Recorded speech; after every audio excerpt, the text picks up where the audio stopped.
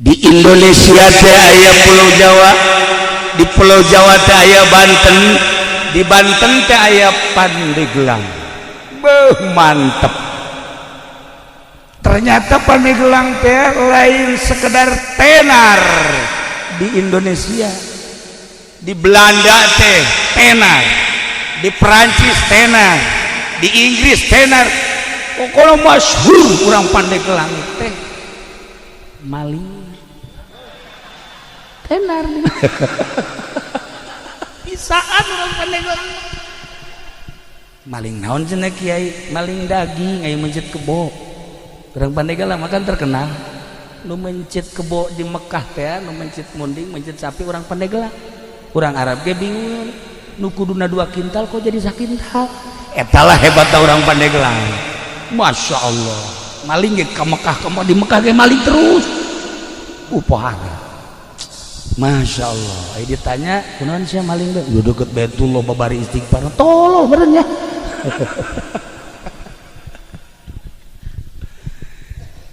Pandeglang teh, iya urang keur cicing di Pandeglang. Terek ngaji simkuring mah rek nyaritakeun asal usul Pandeglang. Di Pandeglang teh aya hiji jelema sakti mantraguna. Weh, moal aya tanding. Ngaranna Ki Buyut Papak. Ki Buyut Papak teh moal aya tanding lamun gelut. Moal aya tanding lamun ngamasalahkeun masalah kiai. Kakiaian aya di manehanana, kajawaraan aya di manehanana. Ki Buyut Papak teh boga kaistimewaanana mun dibeulem teu teurat.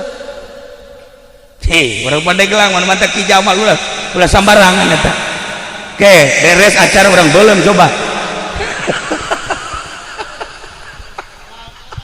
Moal teurat lah. Moal pati-pati atuh jangan. Ya Allah, nah Ki Buyut Papak teh seorang manusia, orang Pandeglang saktina luar biasa. Kabelah dia eueuh tanding, masalah eueuh tanding, gelut eueuh tanding segala rupa, boga kamonesan, nyana leuleukeunna, nyieun gelang. Tapi nyieun geulangna lain cara zaman kiwari. Belum sanggeus tadi belum diketrokanana make leungeun. Yehe, urang Pandeglang mah tulas sambarang. Make leungeun di luhur batu. Eta sanggeus tadi belum ditakolan dibentukeun gelang. Dibentukeun gelang. Sanggeus tadi pek-prekan. Ternyata ieu teh horenganan kudu dikacaikeun. Batu nu eta kumanehanana disimpenna di hiji tempat ngaran tempatna eta di Kabayan Cikole. Ayalah kuari disebut Batu Ngamprak. Neangan tempat jang nguluikeun lalakon. Aya di Cikolaken, Cikole di naon kitu ngaranna Kabayan keneh. Ngan Kabayan Citaman aya cai di dinya mah dibeulem dibentukeun make leungeun dipek-pekan teu kuateun batuna maka disebut batu beulah. Kula mah asal ngadengin nu beulah muringkak bulu heuh maksudna bisa mah dehem mana bae sia mah kolot-kolot. Tah kuari teh aya batu beulah di Citaman, Kabayan Citaman. Masya Allah, di dinyala dibentukeun rapih, jadilah gelang. Maka nyieuna disebut pande, mande, gelangna gelang. Zaman harita langsung anjeunna lapor ka Syekh Maulana Hasanuddin diiring ku 5 jelema. Syekh Maulana Hasanuddin almarhum almaghfurlah kudisa sirruh, ya Allah ya Rabbi, kaget seorang Pandeglang kampung anu luar biasa, bahkan lain sekedar kampung leuweung meleg-meleg, bisa jijieuna nu sakieu hebatna diterima dengan dua belah tangan ku Syekh Maulana Hasanuddin. Sageus teh diterima teh meunang balik deui eta buyut papak teh diangkat jadi penasehat keraton. Jadi boga sejarah lain lalagaan, maka Pandeglang teh disebutna Panegelang. Lantaran zaman harita mah masih kena aya Belanda dilempengkeun Pandeglang. Sebab baheula Belanda mah loba pande, pandendes, pande dan lain-lain sebagainya. Nah, iyalah asal usul Pandeglang. Cik sakaol mah lain kitu. Sesari Hidayatullah teh nyerang Banten, babat Banten nu dititik beratkeun ka Syekh Maulana Hasanuddin pada tahun 1525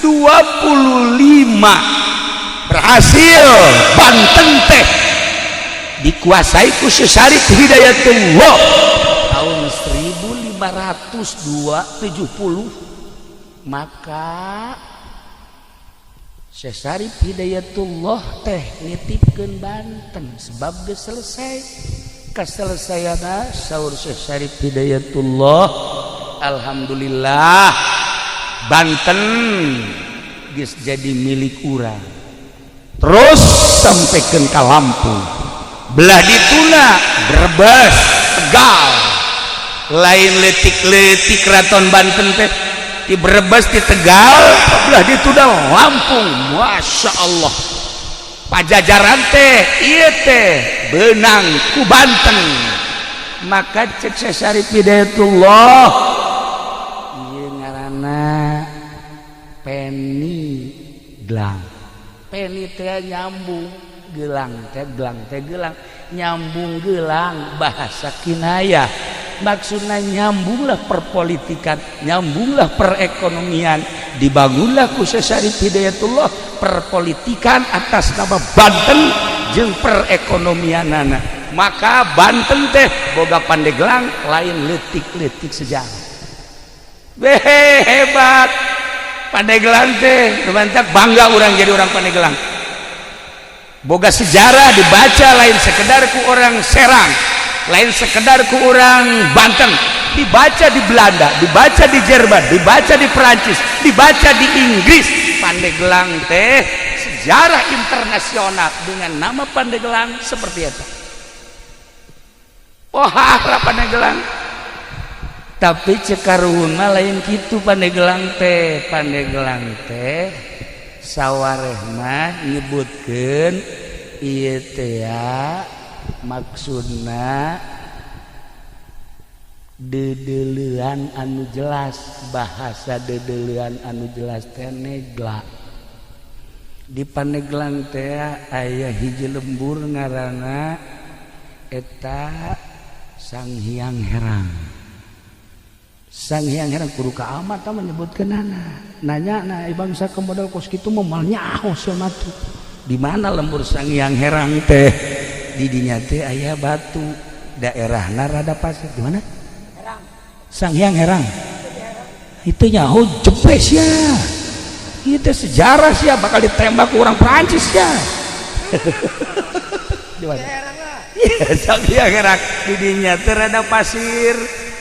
Didinya aya batu gede, batu teh diesian ku 4 jelema, juruna teh lamun urang kadinya negla katempo ke arah utara, ke arah barat, ke arah selatan, timur, maka disebutna negla.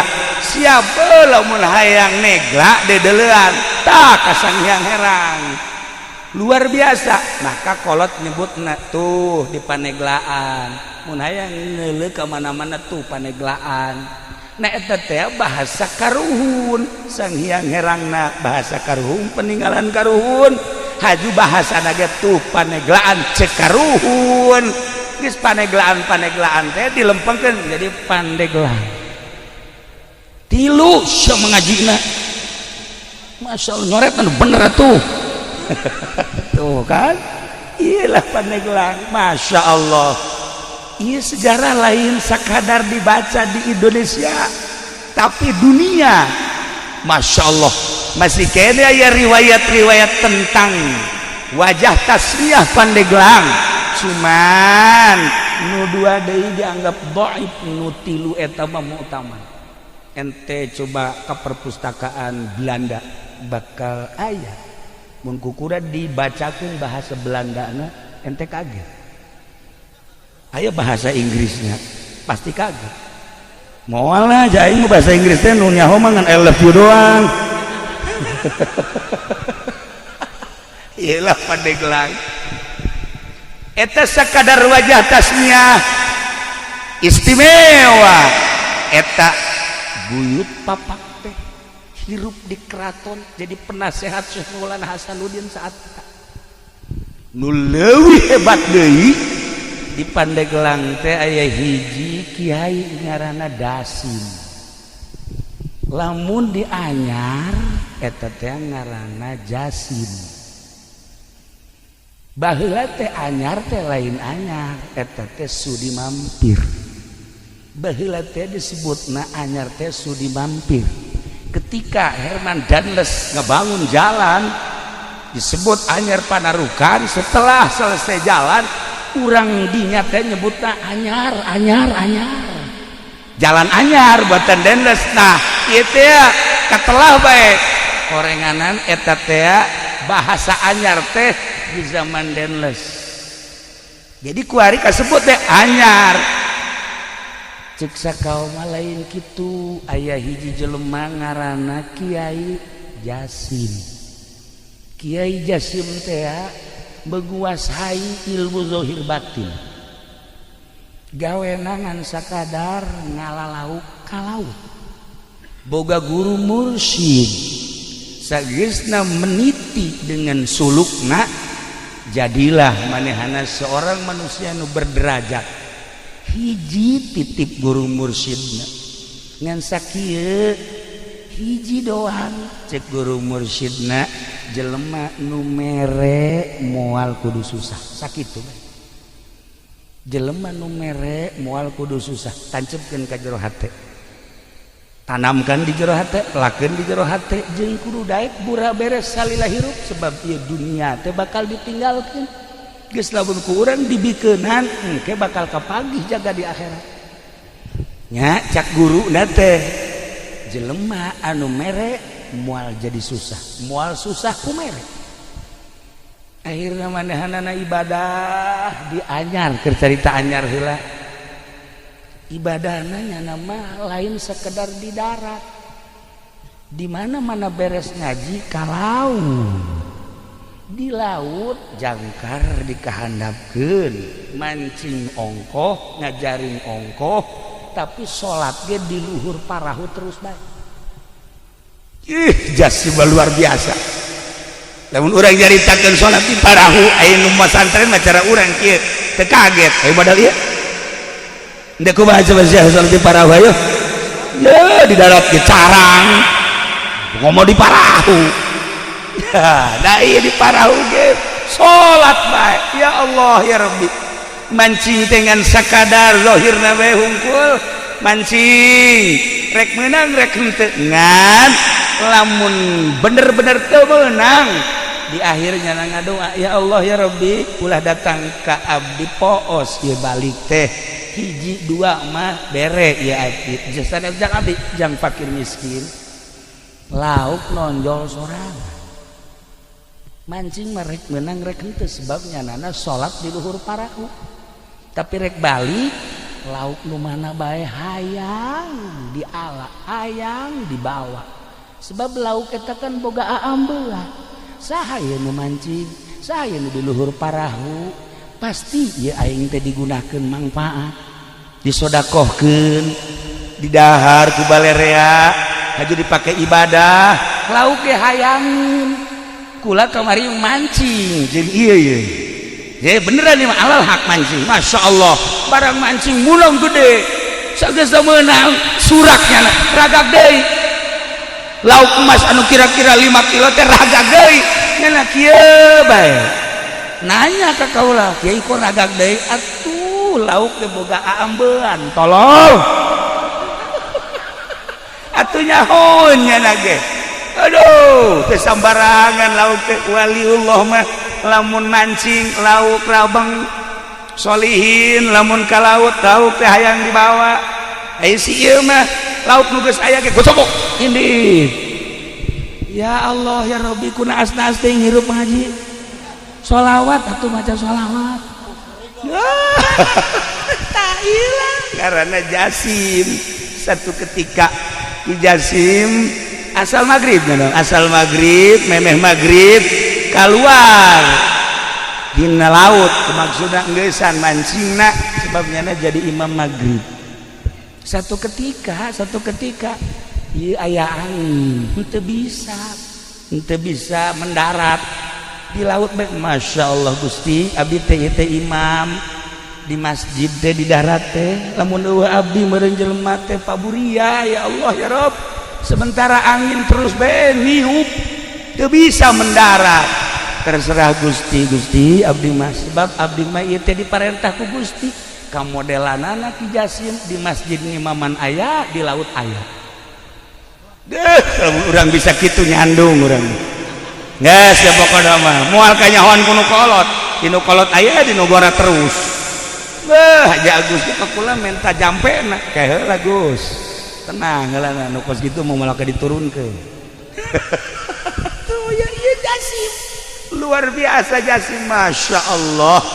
Nah satu ketika anjeunna ngadenge di darat teh budak leutik ceurik aya tiluna nu ceurik teh ditanya emakna bi ieu kunaon budak careurik hampura Pak Jasim kunaon ti kamari budak ieu lapar candahan Masya Allah atuh lain bebeja cek manehanna lauk anu meunang di laut langsung dibikeun kabeh kena di dahar bahkan manehanana nitip di besi aya jelema-jelema nu kalaparan anu hese dahar bebeja ka kaula insyaallah kukula dibantu percis ku siapa eta mah kitu mun aya anu cerik bebeja ka kula asal nu cerikna umur 17 tahun cewek deui mah bengkol bae jelema heran aing mah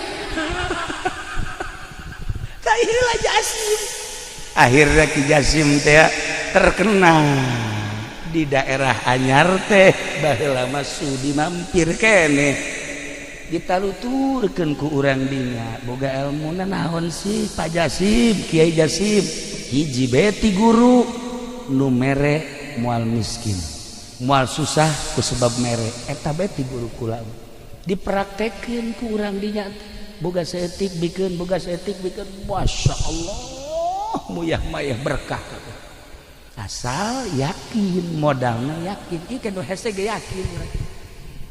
ge yakin oh lamun menceritakeun keyakinan hesena lain lalaga datang ka segede kieu urang can boga keyakinan keneh bae sebab lamun hudang peuting culak cileuk bae beusi ayam momonon si aya pocong eta karana teu boga keyakinan kos kitu tah ya urang mah kana rezeki bae hampir teu yakin padahal Allah ngajelaskeun dina Al-Qur'an tapi teu daek yakin masih kene meronta kene tah ieu lah Jasim ditaluturkeun ku urang dinya berarti ngamuridkeun ilmu nu dipraktekeunana jelema mere moal miskin nu mere moal susah sakitu bae akhirna muridna loba geus loba muridna nyana ka Mekah berangkat balik ke Mekah Masya Allah ingin masjid di Anyar tah masjid nu pertama ngabangun di Anyar eta ngaranna Jasim mantak besi aya jalan Haji Jasim kuari geus apal dong besi ente ka Anyar ieu teh aya jalan Buyut Jasim eta manehanna nah eta Jasim teh lantaran ngabangun masjid urang dinya nyebutna Anyar masjid Anyar nu tadina ngaranna sudi mampir kuari ngaranna Anyar hiji sababna jalan menang denles nomor kedua sababna menang Abuya Jasim nu indah deui Dasim. Dasim mah di Pandeglang. Kehebatan Dasim ibadahna nya nama di leuweung bae. Naik ke tangkal kayu salat di luhur tangkal kayu. Wih, hebat jasa. Ngadengena mah urang ngeunaheun. Si ieu ge sok naik ke tangkal buah batur deui. Beak kabeh. Naik tangkal kalapa beak, buah-buah beak. Antak sih mah kos kitu beungeutna. Kucem kadeulna. Ieu Dasim istimewa ibadahna zahiran wa batinan. Madak di Pandeglang mah istimewa sebenarnya mah Kiai Zohir Ambalaya, Kiai Batin ge loba, Kiai Zohiron wa batinan Ambalaya. Pandeglang baheula mah urang Tangerang, urang Bogor, urang Sukabumi, urang Cianjur, masantren teh lamun encan ka Pandeglang can anggus. Sebab di Pandeglang mah loba ulama zahir batin. Pokoknya hebat bae Ki Dasim mah sebab manehana mah nyandung opat. Lamun ka mamanga ieu pamajikanana ngabring opat 3.000. 3.000 jana mah bageur. Lamun nu ieu ngalahirkeun ditungguan ku nu tiluan. Lamun anu kadua ngalahirkeun nu tiluan ieu nungguan ngaropean. Masyaallah mang nyangukeun, mang nyeseuhkeun. Dongengna be urang resep kitu teh bisa manteu. Ieu Dasim aya di Pandeglang. Aya hiji jawara urang Tangerang. Nyabaklah ka Kiai Prawira almarhum almaghfurlah ka Sekong. Bebeja mali bejakeun ngaranna. Sebab eta anak incuna loba keneh ayeuna. Bebeja mama abdi malah embung elmuna naon. Hayang ilmu naon tuh. Hayang ilmu bisa nyandung ulah. Sia nyandung mah engkena eungap. Di dunia nu sakieu legana bakal karasa eungap nyawa sia kolong leuit eungap nyandung leuwih eungap tibatan cicing di kolong leuit sempit sia karasana. Imah na ngabangun urang tapi urang agag-agagan di kadinya. Imah nang urang mobil nang urang tapi ketika urang dek balik aya eueuhnya. Tah leuwih serem tibatan sepaan. Eta lamun nu kolot nu ngora mah biasa bae sih. Indah bae. Tah maung leuwih tibatan maung nu kolot mah. Lamun geus manyun bae ge waduh hareuda. Komo lamun jejebris mah waduh jantung murang. Cak Mama Prawira ulah lah mun bisa mah ulah teh kula mah ya hayang nyandung menta jampena dibere kieu jampena nya ieu. Dengekeun ku kabehan. Lamun orang ngala wudu ti zuhur wuduna eta kudu ditandean dina ember. Asar tandean dina ember. Cek Mama Prawira maghrib isya subuh. Tah serius.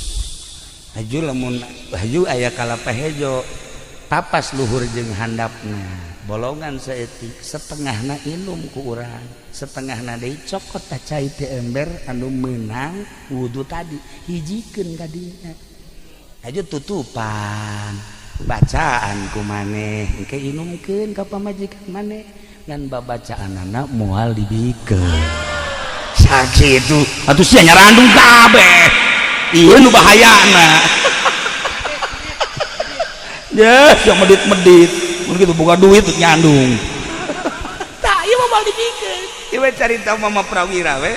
Akhirna dibacaan bener. Saenggeus teh dibacaan inumkeun sesana kalapana. Ieu pendem hareupeun lawang. Lawang saha? Lawang imah urang. Geus insyaallah dilaksanakeun. Jampena doang nu moal dibikin.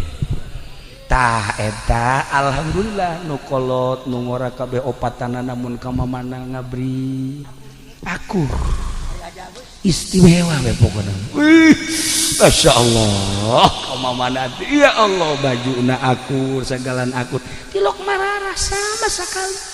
Eta jampe ti Mama Prawira banjurna luar biasa.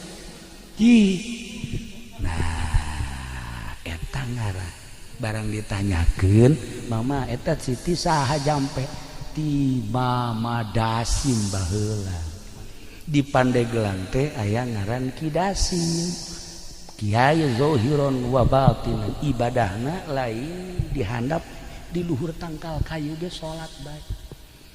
Iyalah Dasim, jadi boga sejarah. Lamun di Anyar ngaranna Jasim, lamun di Pandeglang ngaranna Kidasim, kiai kan. Badak lamun urang nyaritakeun seputar Banten, kabeh dia boga sejarah. Baros seorang nama manusia intelek ngaranna DJ Baros anu ngasahkeun keratonan Banten. Setelah babat Banten teh ngasahkeunana DJ Baros. Baros teh ngaran jelema. Ya, aat badinya dagang can nyahonan naon. Baros. Tuh kan istimewa. Nah iyalah seputar ngaran-ngaranna lamun ku urang ditataan kabeh ge aya wajah tasnya. Labuan, Anyar, Caringin, terus Karangbolong, eta teh aya titi mangsana nu mantak di ngaranan eta teh. Pandeglang, Serang, termasuk Banten mah geus kacelun ka aun-aun ka koncara ka mana-mana ka beja ka unggal negara, harapal kabeh tentang Banten mah. Nah, ieu Pandeglang teh heula. Ieu teh julukanana nu asli nama Kota Wali. Baheula sempet di zaman Belanda teh disebutnya Kota Wali teh. Kabelah dieuna diganti Kota Santri. Kabelah dieuna diganti Serambi Mekah zaman Pak Harto. Kabelah dieuna kuari. Masya Allah, segala rupa aya di Pandeglang. Segala rupa aya di Pandeglang geus pokona mah hese nyaritakeunana. Begal urang Pandeglang. Pamalihan urang Pandeglang, tukang nyandung teu bener urang Pandeglang. Segala rupa orang Pandeglang bagus anu katangkep di Mekah teh mukimin orang Pandeglang wahara. Tapi ulana lekituna sejarah kiai-kiai jebolan Pandeglang, Masya Allah mantak orang bangga di Pandeglang. Aya Ki Bustomi, aya Abuya Cidahu kuari senyit Kiai Mupasir, Mama Ujang di dieu deuk ka mana di neangan ilmu teu kudu jauh-jauh. Beakeun ta ilmu Mama Ujang, ujianana moal beak datang ka irah gitu. Tuh Mama kitu ngan Ki Mupasir ente mun hayang zuhud ka ditu. Kalau urang ka ditu belajar ka ditu, ulah dahar, ulah nginumna saeutik bae. Si ieu sapoe kuat, 2 poe, 4, 3 poe geus kieu bae tah. Iya, mabok zuhud cenah. Ya Allah ya Rabbi. Udah gue tinggal bangga na bae ngadenge. Masya Allah kuat amat, itu hebat amat, kiai anu hebat amat. Dan mantap kula mah tanpa sepengetahuan kiai-kiai anu bersangkutan kula mah penting sok kadoakeun, kemudian dihadiahan nu nyaho kabeh ge nu mantak cara rintaeun sebab kulana sok kirim Fatihah. Ka ieu ge sok ila hadatir ruhi fendi al-Fatihah. Geus we gitu asa geus paeh tapi gitulah para jamaah kaum muslimin wal muslimat rahimakumullah. Keistimewaan Kidasim teh lain sakadar nyandung tetapi nyana horenganan seorang bengkong nu mantak di Pandeglang mah ilmu bengkong teh aya loba tuh pengkong lamun di Garut bengkong, lamun di urang pengkong, lamun ieu mah pengkor beda setik lah. Ta eta teh keistimewaan Kidasim teh bisa nyepitan, bisa nyundatarana babacaanana tuh baheula kula boga babaturan diturus eta teh almarhum Kiai Haji Hasim kabelah diana bareng jeung kaula di Garut Kiai Haji Tatang eta ilmu pengkong nama aya tadi dia diturus tah bahkan loba nu ngaralep. Tapi Kidasim mah nyana mah Kidasim lamun nyaba aju aya budak hayang disudatan kadia dicekal doang gitu make ieu doang simpreng beres, make curug doang simpreng beres langsung. Hebat tak Kidasim dakwah teh lain sakadar ngaji, lain sakadar ilmu batin kajandung nyandung punyana didakwahkeun encan sampurna lalaki lamun can nyandung sakitu kapan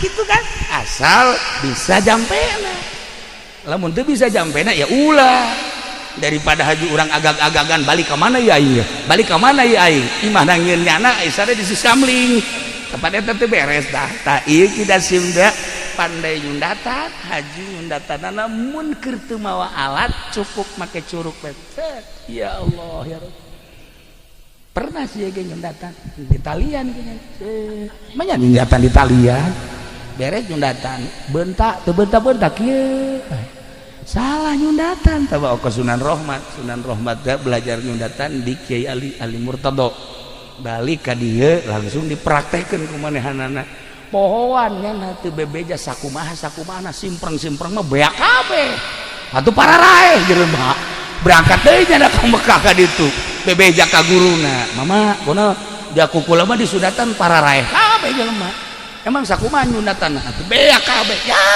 atuh manajang pamajikanana sesakeun saeutik atuh tah dipraktekeun tah ieu Sunan Rohmat Godog etalah adu pertama meraktekeun nyundatan yakni bengkong hasil daripada belajar ti Kiai Ali Murtado Mekah. Nah di dia dilanjutkan ku Kidasim.